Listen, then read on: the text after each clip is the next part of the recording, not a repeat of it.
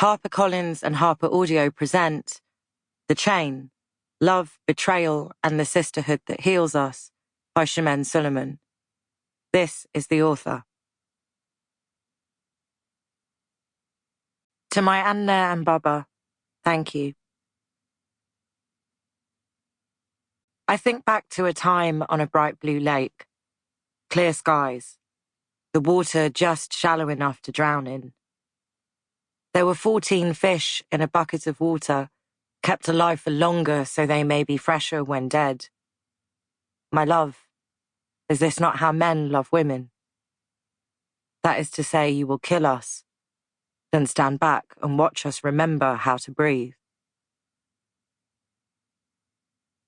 Oh, Sinnerman, where you gonna run to? Sinnerman, where you gonna run to? Where you gonna run to? All on that day. Sinnerman, African-American traditional spiritual song.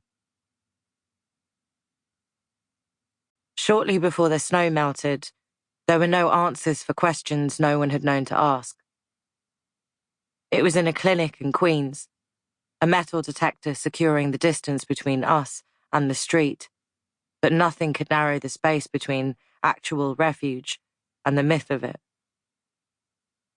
From the outside, it looked like the man was scrolling through photos on his phone, showing them to the woman beside him.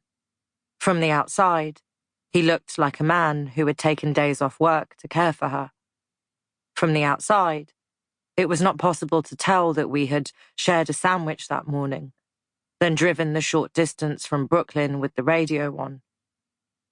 My partner showed me photographs of his father, a man whose cheekbones were cut the same, whose eyes were curved in a similar way. My partner joked about his father's many girlfriends, dozens and dozens of women all at once, he said. I looked at him, in that way a girlfriend does when she wants to ask her man if it is more than cheekbones that are cut from the same cloth. He laughed.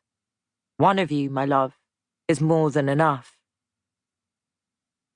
I have a clear memory of the dog that lingered beside the traffic lights on the way to the clinic. A huge white husky mix with grey spots. I focused on the dog, let its fur and open mouth become my only thought as we drove past it. Until it was a dog in the distance, until it was a shape of white and grey, until it didn't exist at all. I thought about that dog as I filled in forms 20 minutes later. I think about that dog often. How it was there 1 minute and gone the next.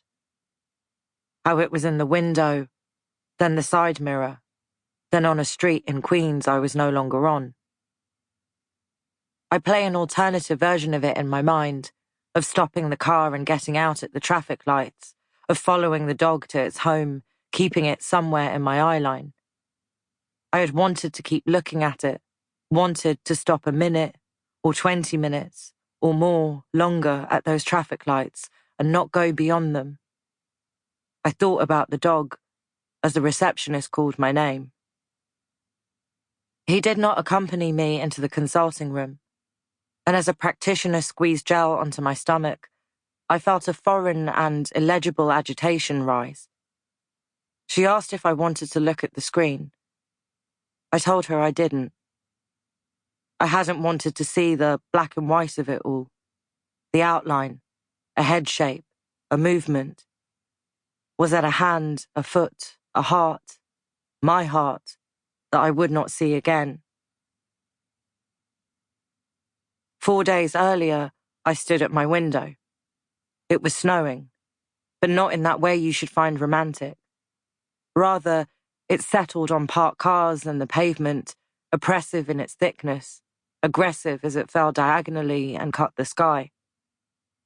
My partner's mother had been sick for some weeks. He had flown regularly to Atlanta to be with her in hospital, taking red-eye flights back to New York on the days that he could, frequently arriving at my apartment sometime before morning turned to midday. Often he was tired, and spoke of having slept in hospital chairs until the nurses made him leave, staying briefly in his mother's empty house Sample complete. Ready to continue?